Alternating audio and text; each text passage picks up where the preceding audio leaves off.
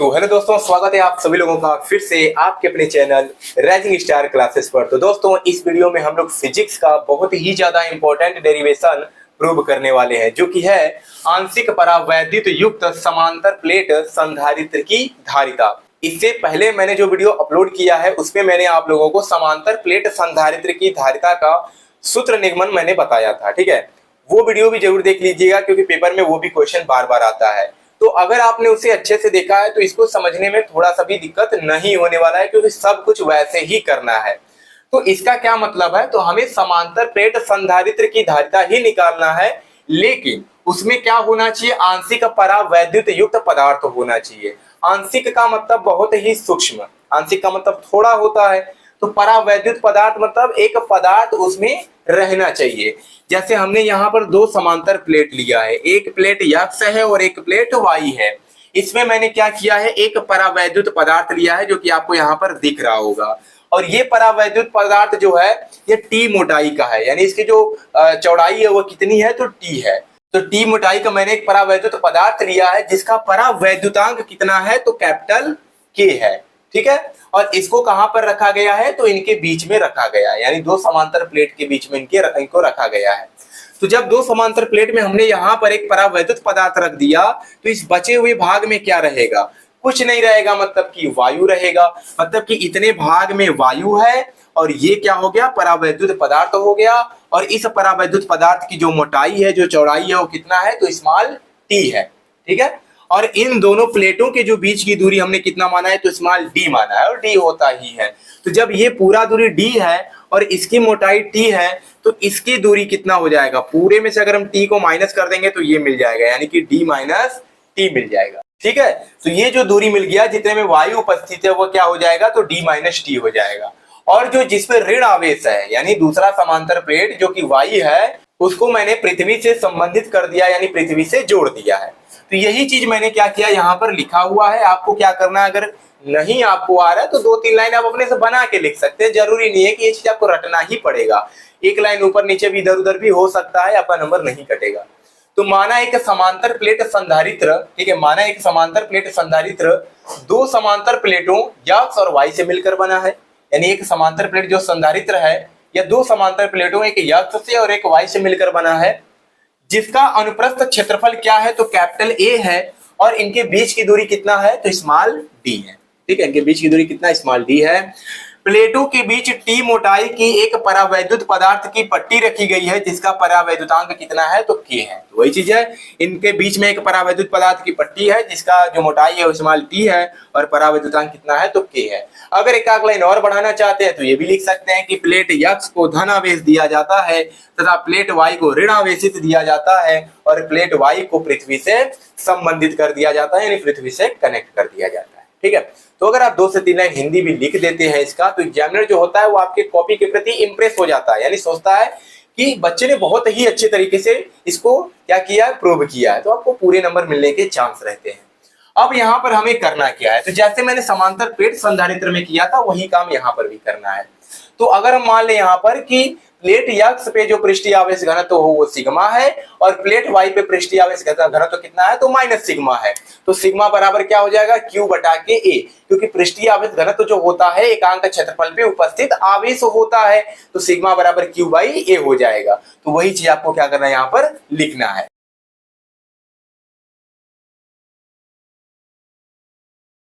हो तो ठीक है, यदि प्लेटों x तथा y प्लेटों पर पृष्ठीय आवेश घनत्व सिग्मा और माइनस सिग्मा हो, तो हम यहाँ पर कह सकते हैं कि जो सिग्मा होगा यह बराबर हो जाएगा q बाई a के। इसको हम मान लेते हैं समीकरण नंबर 1। ठीक है, ऐसे ही करना है। पृष्ठीय आवेश घनत्व अगर सिग्मा और माइनस सिग्मा होगा तो सिग्मा बराबर q बाई a। अब आपको यहाँ पर क्या करना है, स्टेप समझना है कि इसके आगे हमें करना क्या है। तो सबसे पहले आपको क्या करना है कि वैद्युत क्षेत्र का मान निकालना है, फिर उसके बाद वैद्युत विभवांतर का मान निकालना है। कहेंगे सर कैसे निकालना है, तो यहाँ पर देख सकते हैं दो जगह पे वैद्युत क्षेत्र निकलेगा। पहला एक वायु वाले क्षेत्र में और दूसरा एक परावैद्युत क्षेत्र में। तो सबसे पहले हम क्या करेंगे, जितने में वायु स्थित है उसमें वैद्युत क्षेत्र की तीव्रता निकालेंगे और उसमें देखेंगे वैद्युत विभवांतर कितना होता है। फिर उसके बाद परावैद्युत क्षेत्र में वैद्युत क्षेत्र की तीव्रता निकालेंगे, फिर उसमें देखेंगे वैद्युत विभवांतर कितना होता है। फिर दोनों वैद्युत विभवांतर का हम लोग क्या करेंगे, तो परिणामी वैद्युत विभवांतर निकाल देंगे। ठीक है, ध्यान से देखिएगा। तो सबसे पहले हम क्या करते हैं, वायु में निकालते हैं। तो अगर यहां पर लिखें वायु में, ठीक है, यानी वायु वाले क्षेत्र में, तो जब वायु में अगर निकालेंगे वैद्युत क्षेत्र की तीव्रता, तो इसको मान लेते हैं E1 के बराबर। तो E1 बराबर क्या हो जाएगा, सिग्मा बटे एप्सिलॉन नॉट के हो जाएगा। कहेंगे सर सिग्मा बटे एप्सिलॉन नॉट के कैसे आ गया, तो बच्चों ये चीज मैंने पहले वीडियो में प्रूव कराया है। अगर किसी एक प्लेट के कारण वैद्युत क्षेत्र की तीव्रता निकलता है तो वह सिग्मा बटे एप्सिलॉन नॉट के बराबर होता है, और अगर दो प्लेटों के बीच वैद्युत क्षेत्र की तीव्रता निकलता है तो वह सिग्मा बटे 2 एप्सिलॉन नॉट के बराबर होता है। तो कहेंगे सर यहाँ पर तो दो प्लेट तो है ही, एक प्लेट यक्ष है और एक प्लेट वाई है। तो बच्चों मुझे भी दिख रहा है एक प्लेट यक्ष और एक प्लेट वाई है, लेकिन प्लेट वाई के इधर क्या है, एक परावैद्युत पदार्थ आ गया। और जब परावैद्युत पदार्थ आ गया तो हम यहाँ पे अगर निकालते हैं तो इसके लिए तो एक ही प्लेट काउंट होगा ना। और जब एक ही प्लेट यक्ष है तो वायु में जो वैद्युत क्षेत्र की तीव्रता होगा वह सिग्मा बटे एप्सिलॉन नॉट के बराबर होगा। अब यहाँ पर एक चीज समझना है कि वायु में जो परावैद्युतांक यानी के का मान होता है वह 1 होता है। कितना होता है, तो 1 होता है। तो अगर यहाँ पर लिख दें कि के जो होगा 1 के बराबर होगा, तो यहाँ से जो E1 का मान निकल जाएगा वह कितना मिल जाएगा, सिग्मा बटे एप्सिलॉन नॉट मिल जाएगा। इसको हम बना लेते हैं समीकरण नंबर 2। ठीक है, समझ में आया होगा। तो E1 बराबर हो गया सिग्मा बटे एप्सिलॉन नॉट, समीकरण नंबर 2। अब हम क्या करते हैं कि इसी वायु में वैद्युत विभवांतर का भी मान निकाल लेते हैं। ठीक है, सबसे पहले वैद्युत क्षेत्र निकालना है, फिर वैद्युत विभवांतर निकालना है। लिखेंगे यहां पर कि वैद्युत विभवांतर, वैद्युत विभवांतर यानी E1 निकला है तो वायु के लिए V1 का मान निकलेगा। तो वैद्युत विभवांतर V1 बराबर हो जाएगा, V बराबर होता है E इंटू में D, यानी तो E के लिए E1 लेंगे और इंटू में D मतलब कि बीच की दूरी। तो हम लोग वायु में निकाल रहे हैं तो यहां से यहां की दूरी कितना है, तो कहेंगे सर D माइनस टी है। तो यहाँ पे क्या हो जाएगा, तो D माइनस टी हो जाएगा। अब क्या करते हैं, समीकरण 2 से E1 का मान रख देते हैं। तो लिखेंगे यहां से कि समीकरण 2 से, समीकरण 2 से तो क्या हो जाएगा, समीकरण 2 से अगर E1 का मान रखेंगे तो V1 बराबर हो जाएगा, यहाँ पर E का मान दिया है सिग्मा बटे एप्सिलॉन नॉट और कोष्टक में क्या हो जाएगा D माइनस टी। ये हो गया समीकरण नंबर 3। ठीक है, अब ऐसे ही क्या करना है आपको, परावैद्युत क्षेत्र के लिए भी करना है।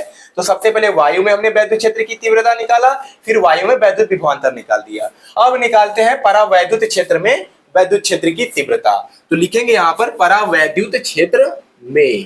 ठीक है, परावैद्युत क्षेत्र में, बहुत आसान है। ठीक है, बहुत आसान डेरिवेशन है, बस आपको स्टेप समझना है। अगर अच्छे से स्टेप समझ लेते हैं तो आप इसको प्रूव कर सकते हैं। तो परावैद्युत क्षेत्र में अगर वैद्युत क्षेत्र की तीव्रता निकालेंगे, यानी इसको प्रूव किससे दिखाएंगे, तो इसको E2 से दिखाएंगे। तो E2 बराबर क्या हो जाएगा, यहाँ पर भी एक ही प्लेट है, इसके लिए एक ही प्लेट काउंट होगा। तो यहाँ पर भी फॉर्मूला क्या लगेगा, सिग्मा बटे एप्सिलॉन नॉट के। ये हो गया समीकरण नंबर 4। अब कहेंगे सर यहाँ पर तो के का मान आपने नहीं रखा है। तो बच्चों परावैद्युत पदार्थ के लिए के का जो मान होता है वो अलग होता है। तो यहाँ पे हमें फिक्स पता नहीं है कि ये परावैद्युत पदार्थ किस टाइप का है। ठीक है, कुछ भी हो सकता है, इसलिए हम क्या करेंगे, के को के ही रहने देंगे। तो जो सवाल आएगा उसमें जो परावैद्युत पदार्थ दिया रहेगा वहां पर के का मान दिया रहेगा। ठीक है, तो वहां पर हम यूज कर लेंगे। तो E2 बराबर हो गया सिग्मा बटे एप्सिलॉन नॉट के, समीकरण नंबर 4। अब क्या करेंगे यहाँ पर, तो यहाँ पर भी वैद्युत विभवांतर निकाल देंगे। तो लिखेंगे कि वैद्युत विभवांतर, वैद्युत विभवांतर। तो सबसे पहले परावैद्युत क्षेत्र में हमने क्या निकाला, वैद्युत क्षेत्र की तीव्रता।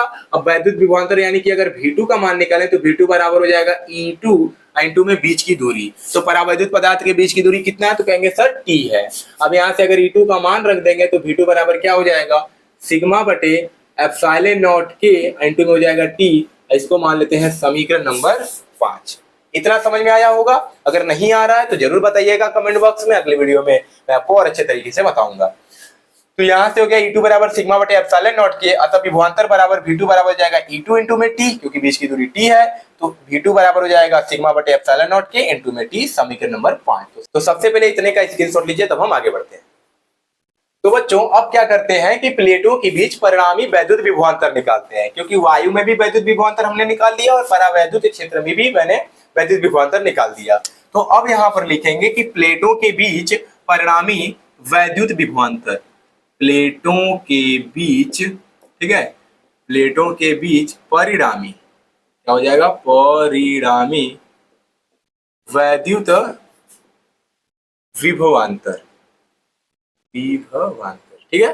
तो वैद्युत विभवांतर क्या हो जाएगा, परिणामी वैद्युत विभवांतर, यानी कि V बराबर हो जाएगा V1 और प्लस में V2। तो V1 और V2 का मान रख देते हैं। तो V बराबर हो जाएगा, V1 का मान कितना आया था, तो इधर समीकरण था, ठीक है, लिख लीजिएगा कि समीकरण इतना और इतना से। तो V1 का मान आया था सिग्मा बटे एप्सिलॉन नॉट, इंटू में था D माइनस T, यही था। अब प्लस में V2 का मान कितना आया है, तो सिग्मा बटे एप्सिलॉन नॉट के इंटू में क्या आया है, तो T आया। तो यहाँ से देखिए कुछ कॉमन हो रहा है कि नहीं, तो कहेंगे सर सिग्मा बटे एप्सिलॉन नॉट कॉमन हो रहा है, क्योंकि यहाँ पर भी है और यहाँ पर भी है, तो कॉमन कर लेते हैं। तो V बराबर हो जाएगा, अगर हम सिग्मा बटे एप्सिलॉन नॉट कॉमन कर लेंगे तो क्या बचेगा, यहाँ पे बच जाएगा D माइनस T और प्लस यहाँ पे क्या बच जाएगा, T बटा के बच जाएगा, ठीक है। तो ये मिल गया। अब हम क्या करते हैं कि सिग्मा का यहाँ पर मान रख देते हैं। तो लिखेंगे कि सिग्मा का मान रखने पर, सिग्मा का मान, क्योंकि सिग्मा हमें हटाना ही है, सिग्मा का मान रखने पर सिग्मा बराबर क्या था, Q बटा के A था। तो V बराबर हो जाएगा, अगर यहाँ पे Q बटा के एक A रखते हैं तो मिलेगा Q बटा के A एप्सिलॉन नॉट, ब्रैकेट में मिल जाएगा D माइनस T और प्लस में क्या है T बाई K। ये हो गया समीकरण नंबर 6, ठीक है। अब हमें निकालना क्या है, तो वैद्युत धारिता ही निकालना है ना लास्ट में। तो वैद्युत धारिता का फॉर्मूला क्या होता है, C बराबर होता है Q बटा के V। तो Q को तो वैसे ही रखना है और V का मान हमने पता कर लिया है। तो अब हम क्या करते हैं कि यहाँ से धारिता निकाल लेते हैं। अतः लिखेंगे धारिता, अतः जो धारिता होगा यानी किसका मान, C बराबर हो जाएगा Q बटा के V। तो V का मान रख देते हैं। तो C बराबर हो जाएगा Q वैसे ही रहेगा, अब बटे में कितना दिया है, तो Q बटे A एप्सिलॉन नॉट, अब ब्रैकेट में क्या दिया है D माइनस टी या प्लस क्या हो जाएगा T बाई के हो जाएगा। ये मिल गया। Q से Q कट जाएगा, ये जो A एप्सिलॉन नॉट है ऊपर चला जाएगा, यानी क्या मिल जाएगा, C बराबर A एप्सिलॉन नॉट, ठीक है, A एप्सिलॉन नॉट बटे में मिल जाएगा D माइनस टी, ठीक है, और प्लस में क्या हो जाएगा T बाई के हो जाएगा। और यही क्या होता है, तो आंशिक परावैद्युत युक्त समांतर प्लेट संधारित्र की धारिता का सूत्र होता है। तो बच्चों ऐसे ही आपको क्या करना है, इसको प्रूव करना है, बस स्टेप आपको समझना है। सबसे पहले मैंने क्या किया है कि वायु में वैद्युत क्षेत्र की तीव्रता निकाला, फिर उसके बाद वायु में विभवांतर निकाला, फिर परावैद्युत क्षेत्र में वैद्युत क्षेत्र की तीव्रता निकाला, फिर उसमें भी विभवांतर निकाला, फिर हमने दोनों को विभवांतर को जोड़ दिया, यानी उनका परिणामी वैद्युत विभवांतर निकाल दिया। अब परिणामी निकालने के बाद बस धारिता का फार्मूला लगाओ, V का मान रखो और आपका जो डेरिवेशन है वो प्रूव हो जाएगा, ठीक है। तो चलिए मिलते हैं नेक्स्ट वीडियो में एक नए टॉपिक के साथ, तब तक के लिए धन्यवाद।